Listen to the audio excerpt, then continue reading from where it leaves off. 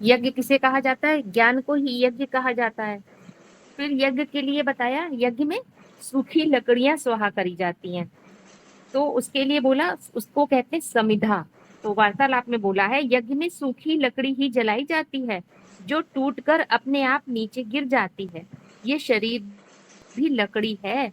जब पुरुषार्थ करते करते संपूर्णता को प्राप्त होता है तब यज्ञ में स्वाहा किया जाता है, उसे समिधा कहते हैं। फिर एक महावाक्य बोला, ये यज्ञ किसके लिए रचा है?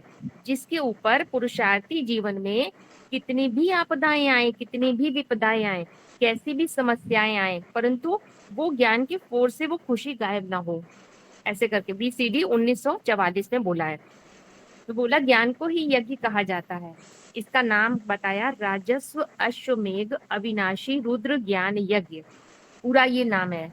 तो राजस्व माने स्वराज्य के लिए, स्व आत्मा के राज्य के लिए, और अश्व मेघ, अश्व कहते हैं घोड़े को, तो घोड़े की तुलना किससे करी गई है? मन रूपी घोड़े से। अविनाशी, तो ये अविनाशी यज्ञ है। केवल यज्ञ नहीं, रुद्र ज्ञान यज्ञ। तो इस यज्ञ की क्या खास बात है? ये रुद्र ज्ञान यज्ञ। तो रुद्र नाम क्यों दिया गया? क्योंकि रौद्र रूप धारण करके ये यज्ञ किया जाता है। रौद्र रूप धारण करने, इसके लिए बोला है कि इस यज्ञ के लिए बोला है कि जिसके ऊपर आफताएं, जिसके मत्थे मामला, माना कि जिसके ऊपर आफतें आती हैं और उनसे निकलने का रास्ता भी वही ढूंढते हैं, तब वो रास्ता कहाँ छुपा होता है? उन्हीं आफतों में छुपा होता है। तो ये यज्ञ की खास बात है कि बाहर इस यज्ञ में आध्यात्मिक यज्ञ जो हो रहा है यहाँ, राजस्व अश्वमेघ मन रूपी घोड़े को स्वाहा करने के लिए, और एक होता है स्थूल दुनिया में, लौकिक दुनिया में जो यज्ञ करते हैं वो कैसे करते हैं? वो आप लोगों ने देखा होगा, जब कोई वैसी आपदा आती है, प्राकृतिक आपदाएं, जैसे अतिवृष्टि हो गई और सूखा पड़ गया, अकाल पड़ गया, तो पहले यज्ञ करे जाते थे बड़े बड़े बाहर की दुनिया में। तो वहां पे कोई कामना की पूर्ति के लिए यज्ञ करते थे, कोई इच्छा मन में रखते थे ऐसी आपदाएं आई है उनसे मुक्ति मिल जाए। और यहाँ पे क्या है आध्यात्म में, तो ये सब यादगार है। वो ऐसे यज्ञ क्यों कर रहे थे? यहाँ आध्यात्म में यज्ञ ऐसा हुआ है। कैसा यज्ञ? लेकिन इसमें अंतर ये पड़ जाता है, वहां देह की कामना के आधार पे करते हैं, और यहाँ पे कौन सी कामना है? यहाँ पे इच्छा मात्रम अविद्या है, कोई स्वार्थ की कामना नहीं है, निष्कामता के आधार पर यज्ञ करते हैं। इसीलिए गीता में यज्ञ कर्म की महिमा बताई गई है।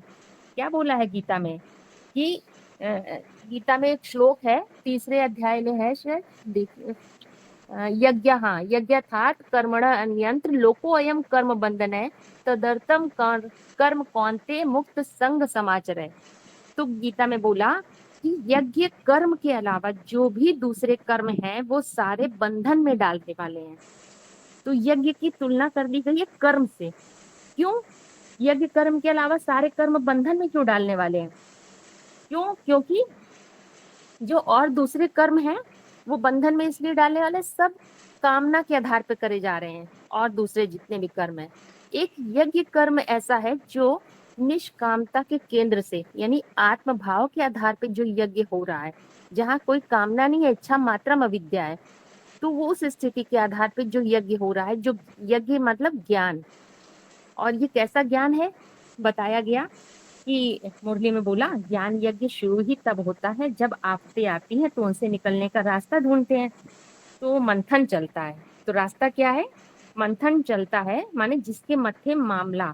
तो यज्ञ में वो ज्वाला प्रज्वलित होनी चाहिए, उसके लिए यज्ञ कुंड चाहिए, इसीलिए उसका कुंड का नाम है रुद्र ज्ञान यज्ञ कुंड। विनाश ज्वाला कहाँ से प्रज्वलित हुई? कुंड से प्रज्वलित हुई। जब ज्ञान मिलता है तो विचार चलते हैं, लेकिन जब तक बात अच्छी तरह समझ में नहीं आए तो मथानी नहीं चल पाती है। ज्वाला प्रज्वलित होनी चाहिए, तीव्र यो लगन की अग्नि। ये ज्वाला नहीं होगी तो यज्ञ नहीं संपन्न हो सकता है, तो विपरीत का नाश नहीं होगा, क्योंकि यज्ञ किस लिए किया जा रहा है? ऐसा यज्ञ कर्म है जो हमारी चेतना, लेकिन इसीलिए इस यज्ञ की तुलना किससे कर दी गई है? युद्ध से। जो युद्ध दिखाया गया है तो वो उसकी, ये यज्ञ एक युद्ध है। इस ग्रह युद्ध से पसार हुए बिना स्वर्ग के गेट नहीं खुल सकते। और ये यज्ञ किस लिए है? नरक की दुनिया को स्वाहा करने के लिए। सारा पुरानापन इसमें स्वाहा हो जाता है, तभी तो नई दुनिया में प्रवेशता होती है, द्वार खुलते हैं नई दुनिया के। तो इसीलिए सिर्फ एक गीता ऐसा धर्म ग्रंथ है, दूसरे जितने भी धर्म ग्रंथ हैं जो धर्म पिताओं ने लिखे हैं, वो कहाँ लिखे हैं? बहुत जंगलों में, पहाड़ों में, समाधि में, सारे बैठ के लिखे हैं दूसरे दिन। एक सिर्फ गीता है, उसकी तुलना किसी से नहीं की जा सकती, इसीलिए उसको सर्वशास्त्र शिरोमणि कहा है। वो कैसी जगह पे लिखा गया है गीता? जो संकट काल में युद्ध के मैदान में जाकर गीता पैदा हुई है, वहां से गीता ज्ञान निकला है। युद्ध के मैदान में गीता सुनाई गई। कोई धर्मशास्त्र है जिसने युद्ध के मैदान में वो ज्ञान दिया हो? कभी नहीं। इसीलिए माना कि जो युद्ध के मैदान में ये गीता एक दर्शन है, दर्शन पैदा हुआ जो जीवन के युद्ध को, जीवन एक युद्ध की तरह है, वो सफल बनाने वाला है। जीवन के युद्ध में जो संकट से उबारने वाला है, और इसी युद्ध में परिवर्तन छुपा है, इसीलिए इसका नाम है महाभारत युद्ध। इसीलिए इसे यज्ञ को कैसे समझना है? युद्ध की तरह, ये युद्ध है। तो किस केंद्र से यज्ञ होता है? निष्कामता वाले। अगर हम दो प्रकार का मैपन बताया गया है, देह भान का मैपन और आत्म भान का। देह भान के मैपन के आधार पे अगर हम ज्ञान को समझ रहे हैं, तो वो ज्ञान यज्ञ कैसा कर रहे हैं? कोई ना कोई कामना के, स्वार्थ की पूर्ति के लिए। असली यज्ञ नहीं है वो, वहां से सच्ची गीता नहीं निकल सकती। इसका नाम क्या दिया? रौद्र रूप चाहिए। शंकर को दिखाया गया है रौद्र रूप। तो रौद्र रूप किस आधार पे होता है? ज्ञान के तीखेपन के आधार पे रौद्र रूप होता है। शंकर के जो दिखाया है तीसरा नेत्र और रौद्र रूप की यादगार, तो ज्ञान को रौद्र रूप का मतलब क्या है? शंकर का वेदांत गाया हुआ है। वेद माने जानकारी, जो जानकारी है उसको उसके अंत तक पहुंचा देना, तो वो कहा जाता है वेदांत। माने सूक्ष्मतम स्तर तक मनन चिंतन मंथन इतना गहराई में चला जाए कि उससे आगे कोई उस बात को काट ना सके, उससे ऐसा सत्व निकल आए, ऐसा सार निकल आए, उसको कोई काट ना सके, तो वो हो गया वेदांत। तो तब कहा जाएगा यज्ञ सफल हुआ। क्योंकि जो यज्ञ का किस लिए किया गया? आफतों से निकलने के लिए, तो परिवर्तन हो जाता है। इसीलिए ये यज्ञ किस लिए करा गया? नई दुनिया को, पुरानी दुनिया को परिवर्तन करने के लिए, नई दुनिया के लिए यज्ञ करा गया है। वो जो यज्ञ कर रहे हैं छोटी छोटी कामनाओं के लिए, ये तो बहुत बड़ी कामना है। ये कौन सी कामना है? ये स्वार्थ वाली कामना नहीं है, सारी दुनिया के परिवर्तन के लिए, सारी दुनिया को स्वाहा होना है अविनाशी रुद्र ज्ञान यज्ञ में। तो सारी दुनिया को स्वाहा होना माने स्थूल स्वाहा होने की बात नहीं है। स्थूल दुनिया को, स्थूल दुनिया भी नहीं है। किसको स्वाहा होना है? सारा पुरानापन। दुनिया कहाँ है? बाहर दुनिया नहीं है। हर बीज रूप आत्मा की अपनी अपनी दुनिया है। वो अपनी सृष्टि का बीज है, तो उसकी अपनी दुनिया है। तो उसकी जो पुरानापन है, पुरानी परिभाषाएं हैं, पुराने संकल्प चलते हैं, उसके आधार पे पुरानी सोच चलती है, पुराने विचार हैं, पुरानी भावनाएं, सब पुरानापन उसमें खत्म हो जाता है इस यज्ञ में। कब खत्म हो जाता है? जब गीता सच्ची गीता मिलती है। सच्ची गीता यही संकट के समय उत्पन्न पैदा होती है, जब ऐसा तीखा मंथन चलता है। सूक्ष्मतम स्टेज, वेदों का अंत आ जाए, वेदांत, तब परिवर्तन उसमें छुपा हुआ है।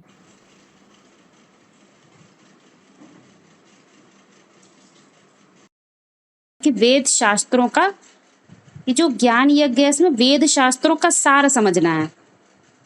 महावाक्यों में बहुत बार बोला जाता है, मैं आता हूं तुम बच्चों को वेद शास्त्रों का सार समझाता हूं। तो हमें सार पकड़ना है। अब जिसने समझा उसने भी जरूर सार पकड़ा है। तो अब सबसे इम्पोर्टेंट बात है, सार होता क्या है? सार वो कंसेप्ट होता है, किसी चीज की आधारभूत फंडामेंटल्स पकड़ लेना, उनको कहते हैं सार। पकड़ लिया, विस्तार नहीं, सार। आपसे जैसे कोई कहे ना कि तो हमें वेद शास्त्रों का सार समझाओ, विस्तार मत बताओ। तो आप क्या बताएंगे उसको? आत्मा परमात्मा के कंसेप्ट बताएंगे, उसको सूत्र बताएंगे, ऐसे होता है, दुनिया ऐसे चलती है, ये सब बताएंगे ना उसको। तो आपने क्या बताया? सार रूप बात बताई, मूलभूत बातें बता दी उसको, तो उसको कहेंगे हमने सार बता दिया। तो जैसे अर्जुन बाहर दिखाया गया है, तो वो अर्जुन का जो चरित्र है वो किसी ने, गीता जब लिखी गई, उसके इंटरप्रिटेशंस किए गए, तो उन्होंने एक चरित्र डेवलप करके लिखा। तो अब बात आती है, उन्होंने जो चरित्र डेवलप करके लिखा तो वो भक्ति मार्ग में लिखा। अब हमें ज्ञान मार्ग ये समझाता है कि चरित्र बाहर होते हैं, जो बाहर बजते हैं उनको वो चित्र के रूप में दर्शा देते हैं। परंतु चूंकि अब तुम अध्यात्म में आ गए हो, तो तुम्हें इसको, इस चरित्र को चरितार्थ करते हुए देखना है, इसको पॉसिबल होते हुए देखना है, एनालाइज करना है कि ये हो रहा है, घट रहा है तुम्हारे अंदर। तब ये कहेंगे कि तुम उसमें जी रहे हो, तुम्हारे अंदर एक अर्जुन है। ठीक। अब अर्जुन भी वही सूत्र पकड़ेगा जो बाहर के कैरेक्टर को दिखाया गया है, जो बाहर एक कैरेक्टर दिखाया है ना, उसको वही सूत्र पकड़ने हैं, उन्हीं सूत्रों के आधार पे सूत्रधार बनना है, कोई और सूत्र नहीं पकड़ेगा। बस बात ये होती है चित्त को उस बात में स्थिर कर लेना कि मैं अर्जुन हूं, मैं रिसीवर हूं, देने वाला ऊपर वाला है। बस द्वैतवाद कहीं नहीं, बस वो दे रहा मैं ले रहा हूं। इस बात की जितनी ही तान अंदर से एकाग्रता बढ़ती चली जाएगी, ज्ञान रौद्र रूप लेता ही चला जाएगा, और वो विनाश होने का नाम नहीं लेगा, वो अविनाशी होता चला जाएगा, क्योंकि तुम सूक्ष्मता में सूक्ष्म होते चले जाओगे, और जितना तुम सूक्ष्म होते चले जाओगे उतने ही तुम बड़े हीरोपाटधारी बनते चले जाओगे। तो कनेक्शन है, आपस में कनेक्ट कर लीजिए वो बात को। अर्जुन का मतलब चित्र बाहर है, अपनी चरित्र आत्मा अंदर को है। अर्जुन माना जा सकता है। बिल्कुल, ज्ञान का अर्जन करने वाला ही वो चरित्र है। यदि वो चरित्र काम कर रहा है, लेकिन शर्त है वो निरंतर काम करना चाहिए, कभी करे कभी ना करे, तो उसको अर्जुन नहीं कहेंगे। नहीं, देखिए अर्जुन। सुनिए, तो एक मिनट सुनिए पहले। आपने अभी कहा कि नंबरवार सब अर्जुन है, तो हम किसको, तो यहाँ ये समझना जरूरी है, नंबरवार सब अर्जुन है, लेकिन ये आध्यात्मिक ज्ञान है, तो मतलब हमारी अपनी आत्मा के अंदर हमारे लिए अर्जुन क्या है, हमें अपने लिए देखना है। हमें बाहर कोई भी अर्जुन ना दिखाई पड़े तब हम अर्जुन हैं। और अर्जुन माने होता है रिसीविंग कैपेसिटी डेवलप हो गई अर्जन करने की, जो ज्ञान मतलब हमें जिज्ञासा पैदा हो गई, हमें गहरे से गहरा ज्ञान जानना है, अपनी पहचान जाननी है कौन, वो गीता ज्ञान, सच्ची गीता समझनी है कि गीता हमारे अंदर बजने लगे, वो गीता है असली, अंदर गीत बजने लगते हैं। तो वो अर्जुन होने की मतलब उसमें ना क्या जिज्ञासा पैदा करी जाती है, क्वेश्चन आंसर करे जाते हैं अपने ही अंदर। हमें दूसरा कोई अगर दिखाई दे रहा है कि वो भी फलाना अर्जुन है, तो अभी हम अर्जुन नहीं बने, समझ लीजिए। वो एक्टिव है, अलर्ट है हर समय, कैसे खड़े कान है उसके, क्या है, छोटा लिंग और खड़े कान, ऐसे है ना, वो बैल की क्या पहचान मुरली में बोला है। तो इतनी अटेंटिव बुद्धि है कि हर समय अलर्ट है कि क्या हमें मतलब ज्ञान क्या हमें सिखाना चाह रहे हैं, वो क्या देना चाह रहा है, वो हम रिसीव क्या कर रहे हैं, इस बात में हम अलर्ट रहें।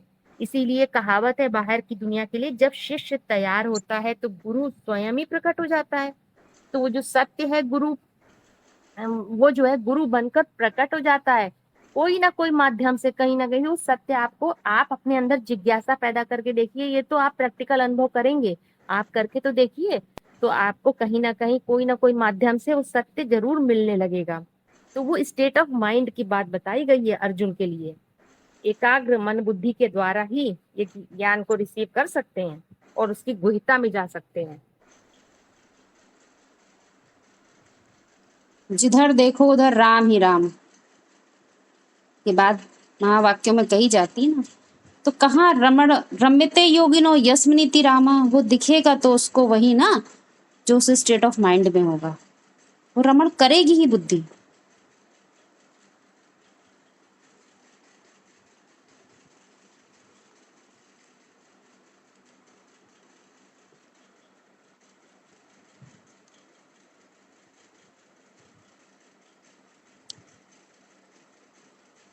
तो हमने समझा अविनाशी रुद्र ज्ञान यज्ञ के बारे में। यज्ञ की परिभाषा क्लियर हो गई कि यज्ञ में स्वाहा करते हैं किसमें? हवन कुंड में। हवन कुंड जो दिखता है वो स्टेट ऑफ माइंड की यादगार है। ऊपर से चौड़ा दिखता है, फिर नीचे जाते जाते सूक्ष्म हो जाता है वो। तो हवन सामग्री डालते हैं तो सूक्ष्मता में डालते हैं, बिल्कुल सेंटर पे डालेंगे तो वो जलता है, भस्म हो जाता है। जो भी चीजें डाली वो भस्म हो गई, क्या बचा? जो वायुमंडल में जाती है वो हवा होती है। तो कहते हैं दुनिया में कि जो बाहर सामग्री जो भस्म होगी उससे फिर जो वायु, शुद्ध वायु जो निकलेगा वो क्या? वायु को शुद्ध कर देगा, वायुमंडल अच्छा बनेगा। वो वायुमंडल को बोलते हैं। वायुमंडल मतलब जो हम सांस ले रहे हैं वो वायु को शुद्ध कर देगा। अब आध्यात्म में तो ये बात समझ में आती है कि वायु कैसे सूक्ष्म बन जाएगी, वायु कैसे पॉल्यूशन फ्री हो जाएगी। ये पॉसिबल नहीं है ना। क्यों? क्योंकि एक बहुत ही प्रैक्टिकल एग्जाम्पल देखिएगा, जब हम सोच नहीं पा रहे हैं ये बात कि हम सही और गलत का, तथ्यों का विश्लेषण नहीं कर पा रहे हैं कि क्या सही है क्या गलत है, जबकि बुद्धिमान तो मनुष्य है ना, वो नहीं कर पा रहा है आज। तो वो जो जड़ तत्व हैं छोटे छोटे से, वो हवन सामग्री, वो क्या वायु के प्रदूषण को कम कर देंगे? वो नहीं कम कर सकते, क्योंकि तुमने मानसिक प्रदूषण इतना बढ़ा रखा है। तो क्योंकि जो चैतन्य आत्माएं होती हैं वो निर्णय लेती हैं हर बात का, उनमें चैतन्यता होती है। तो वो क्या करती हैं? उनकी चैतन्यता से ही वायुमंडल सुधरता है, जिसको हम वाइब्रेशन लेवल कहते हैं। वाइब्रेशन कोई देखने में कोई चीज नहीं होती, ऐसा चौड़े दो निकलती है, किनारे किनारे दिखाते हैं ना, कुछ लोग दिमाग में ये रखते हैं हम बैठ जाएं तो किनारे किनारे वाइब्रेशन बनेगी। ऐसा कुछ भी नहीं होता है, ये तो सिर्फ एक भ्रम की बात है। वाइब्रेशन मतलब क्या? एक आपको एग्जाम्पल देखिए, कहीं भी अपनी लाइफ में इसको लगा के देखिए। एक घर का कोई मुखिया है, यदि वो सत्य बोलता है, सत्य की राह पर चलता है, तो कहीं ना कहीं भले कम लेवल पे, लेकिन परसेंटेज ही सही, लेकिन उसका प्रभाव अपने परिवार पर रहता है। भले आज की दुनिया में तो ऐसा एग्जिस्टेंस मुश्किल है, लेकिन होता है, परसेंटेज में ही सही। कोई एक परिवार का मुखिया, कोई एक एजुकेशन सेंटर ले लीजिए, कोई एक स्कूल ले लीजिए, उसका प्रिंसिपल यदि कुछ ना कुछ उसका जो सोचने का लेवल है वो आध्यात्मिक है, तो उसके आध्यात्मिक विचारों का प्रभाव सब पर बना रहता है, कुछ ना कुछ ही सही। इसे कहते हैं वाइब्रेशन लेवल। तो बात होती है, यदि एक कोई जो मुखिया होता है, जो अपने आप को मुखिया समझता है, जिम्मेवार समझता है, उसने अपने अंदर से चित्त को परिवर्तन किया हुआ है, तो उसका प्रभाव निश्चित रूप से सभी उसके प्रभाव में रहते हैं। और यदि उसने पूरा ही चित्त एकाग्र कर लिया, वो बीज है, वो तैयार हो गया बदलने के लिए, वो तैयार हो गया अपने सारे ही देवभान रूपी वस्त्र को उतारने के लिए, तो वाइब्रेशन उसी के अनुसार चलेगी, इतना 100% श्योर है। प्रकट रूप से भाव वो क्रिएट हो जाता है। मनुष्य आत्मा इतना भाव नहीं क्रिएट कर सकती जो बीज रूप आत्माएं कर सकती हैं, क्योंकि वो ज्ञान उनमें समाया हुआ होता है। ज्ञान को उन्होंने सुना और झाड़ा नहीं होता है, ज्ञान को उन्होंने समेटा होता है, अपने अंदर समाहित किया होता है। जैसे यज्ञ कुंड होता है ना, तुम डाल दो सब स्वाहा हो जाएगा, क्या बचेगा? वो बचेगा जो वायुमंडल को शुद्ध कर दे। तो वही बचता है उनके पास, बाकी तंत्र जो बचता है वो वही बचता है जिसको हम वाइब्रेशन लेवल कहते हैं। ये बहुत समझने और बहुत सूक्ष्म बात है। जैसे जैसे आप लोग महावाक्यों को एनालाइज करते जाएंगे और उसको समाते चले जाएंगे, तो अपने अंदर वो कैरेक्टर ही डेवलप होता चला जाएगा। किसी से जरूरत नहीं वाइब्रेशन की, वाइब्रेशन खुद बीज रूप आत्माएं बनाती हैं। इसी दुनिया में नरक के बीच स्वर्ग का वर्षा मिलता है।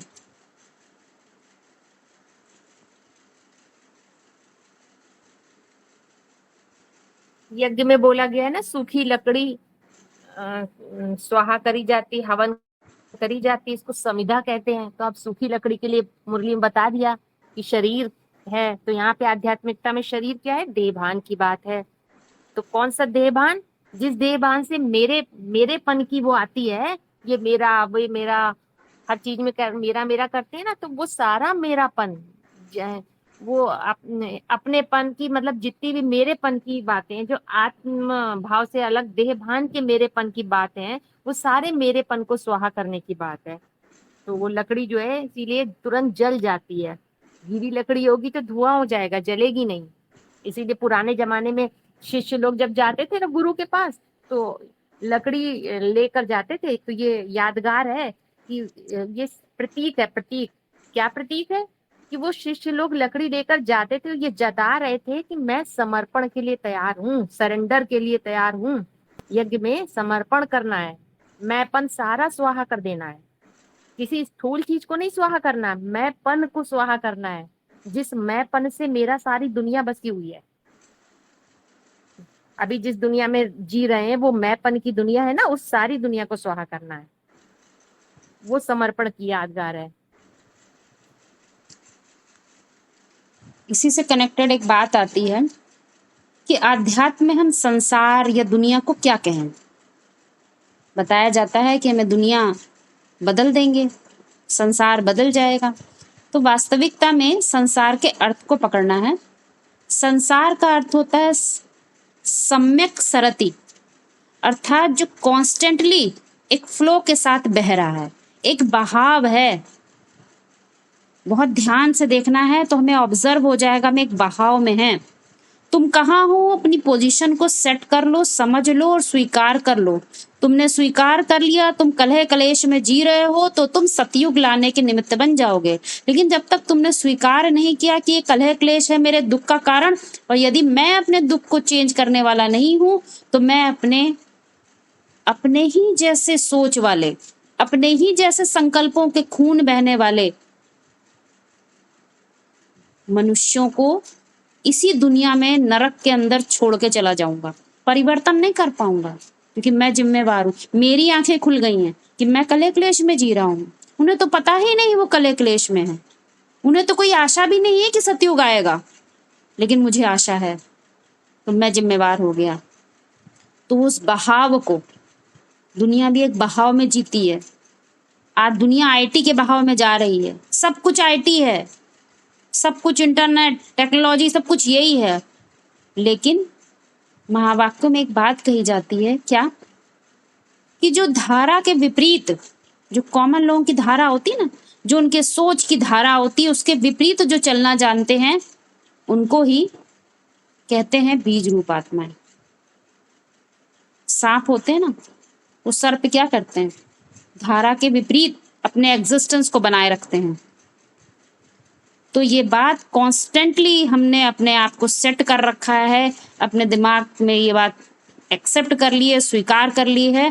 तो हम क्या कहते हैं, तब हमें दिखाई देता है ये संसार। नहीं तो हम संसार के अंदर ही हैं, तो हमें संसार कहाँ दिखाई देगा? नहीं दिखाई देगा हमें। उसको बाहर से देखना होता है, उस बहाव को देखना होता है। तो ये हमें कब दिखाई देता है? जब हम ड्रामे को ड्रामे की तरह देखते हैं। ये रंगमंच है, देखो तुम कितने रंगों में फंसे हुए हो। तो इसीलिए बार बार समझाया जाता है कि विश्व परिवर्तन, संसार का परिवर्तन, दुनिया का परिवर्तन, ये जो शब्द हैं ये हमें प्रेरित करते हैं तुम्हें बदलने के लिए। क्योंकि हम बदलेंगे तो विश्व बदलेगा। ये बाहर का फैला हुआ विश्व नहीं बदलेगा, ये तो फैलाव है। हम क्या बदलेंगे? एक फ्लो ऑफ थॉट्स को बदल देंगे, एक विचारों की धारा को बदल देंगे, पलट देंगे बिल्कुल। लेकिन कॉमन सत्संग की तरह नहीं, आज पलटा कल फिर पलट गया, नहीं। ऐसा पलटेंगे फिर दूसरा वो बहाव आ ही नहीं पाएगा, वाइब्रेशन लेवल पर ले जाएंगे उसको। में कि हमको स्वर्ग लाना, तो क्या ये जो स्थूल विनाश की बात होती है उसके निमित्त यही बनेगा क्या? यही थॉट? देखिए, स्थूल जो विनाश है वो तो दिख ही रहा है, हो रहा है। नरक में तो आग लगी है, तो दिख रहा है हम लोगों को। अब बस संपूर्ण की बात कर रहा हाँ, हूँ। उतनी सी ही बात है कि हम उससे खुद बच लें। जैसे परिवार का मुखिया होता है ना, वो खुद के बचने के लिए, क्योंकि जिसके जिसके मत्थे मामला होगा वो तो कैसे भी करके एक पैर पे खड़ा होना पड़े पर वो निकलेगा तो जरूर। हीरो पार्टधारी की विशेषता ही यही होती है। कैसी विपरीत परिस्थिति है, वो जिम्मेदारी अपने ऊपर रखता है, इंतजार नहीं करता कोई आएगा तो मुझे बचा लेगा। वो खुद 10वीं मंजिल पे चढ़ता है, कैसे भी करके मुझे चढ़ना है। मैं इस जो ये जल रही दुनिया, मुझे इससे बाहर आना है और मुझे सबको भी निकालना है। इसीलिए मुरली में एक बात कही जाती है क्या, कि दुनिया जो इस चक्र में आ जाते हैं, रंगमंच पे आ जाते हैं, इस मकड़ी के जाल में फंस जाते हैं, वो इससे बाहर जाने का रास्ता नहीं जानते, परंतु तुम्हें ये रास्ता पता चल जाता है। और ये बहुत बड़ी चीज है, जब ये एनालाइज हो जाए, ये स्वीकार हो जाए, तो ये बहुत बड़ी चीज है कि मैं निकल सकता हूँ। क्योंकि आज सब ऐसे फंसे हैं कि मानसिक लेवल पर सब डिप्रेशन में जा रहे हैं। तुम निकल सकते हो। तो ये रास्ता पता होना माना उस चीज को स्वीकार हो जाना कि हाँ मैं निकल सकता हूँ। और जब ये स्वीकार हो जाता है तो क्या होता है, पुरानी दुनिया को, भंबोर को आग लगे कोई फर्क पड़ेगा? नहीं फर्क पड़ेगा। तुम तो बाहर आओ, क्योंकि हर एक बीज में अपनी अपनी दुनिया समाई है। उसकी अपनी दुनिया से दूसरे का कनेक्शन नहीं होता है। किसी एक विषय में, आप किसी एक विषय को उठा लीजिए, मान लीजिए हम पॉलिटिक्स के विषय को ले लेते हैं। आज पॉलिटिक्स में जो डर्टी पॉलिटिक्स हो गई है, उसका कारण कोई और थोड़ी बना है, सब ये मनुष्य की सोच बनी है। अब एक कोई उठ जाए, वो विचारधारा पलट दे, तो बाकियों का एग्जिस्टेंस क्या रहेगा? Can they play the dirty politics? No, वो डर्टी पॉलिटिक्स खेल ही नहीं पाएंगे, परंतु वो उन पर हावी होना चाहिए। उसके पास इतनी वो ऊंचाई पकड़ा होना चाहिए, वो 10वीं मंजिल पे पहुंचा हुआ होना चाहिए, तो वो प्ले नहीं कर पाएंगे, उनका एग्जिस्टेंस समाप्त हो जाएगा। या तो लोग पॉलिटिक्स छोड़ देंगे या दुनिया छोड़ देंगे। अप्लाई करके देखिए, आपको ये पॉइंट हर जगह दिखाई देगा। बहुत सारे इंस्टीट्यूशंस उसमें बात बोली जाती है, तुम बदलो जग बदलेगा। परंतु कैसे, इस बात को आप समझ सकते हैं जब अध्यात्म में प्रवेश करके उसी बात को देखें, एनालाइज करिए इन बातों को। हर बात को एक एक जगह लगा के देखिए, आपको सब दिखता है। सम्यक सरति, सब बहाव बहते हुए दिखाई देंगे, बहाव को पलटना भी दिखाई देगा आपको अपने आप से। इसी नरक के बीच स्वर्ग का वर्षा प्राप्त होगा, कहीं अलग से नहीं। जो बाहर की दुनिया का विनाश की बात कर रहे हैं, तो वो हमें मुरली में, ये मुरली का महावाक्य है, तुम बच्चे हो स्थापना के निमित्त, विनाश पे तुमको फोकस नहीं करना है। विनाश तो ऑटोमेटिक होगा, जितनी स्थापना होती जाएगी विनाश होता जाएगा। और मुरली में ये भी बोला है, असमरो चाहे तस्मरो, माने या तो देह से मर जाएं, अगर ज्ञान नहीं समझा तो देह से मरेंगे, और ज्ञान समझ लिया आध्यात्म में और परिवर्तन के पुरुषार्थ कर रहे हैं, पुरुषार्थी हैं, ज्ञान समझ लिया तो देह भान से मर जाएंगे। फिर जो देह भान से मर गया तो उसके लिए कोई देह से मरना जरूरी थोड़ी है। वो तो बाहर की दुनिया का तो विनाश जो जो नहीं समझ रहे हैं तो उनका तो होता ही जा रहा है विनाश। तो हमें किस पे फोकस करना है? स्थापना पे, क्योंकि स्थापना में ही विनाश समाया हुआ है।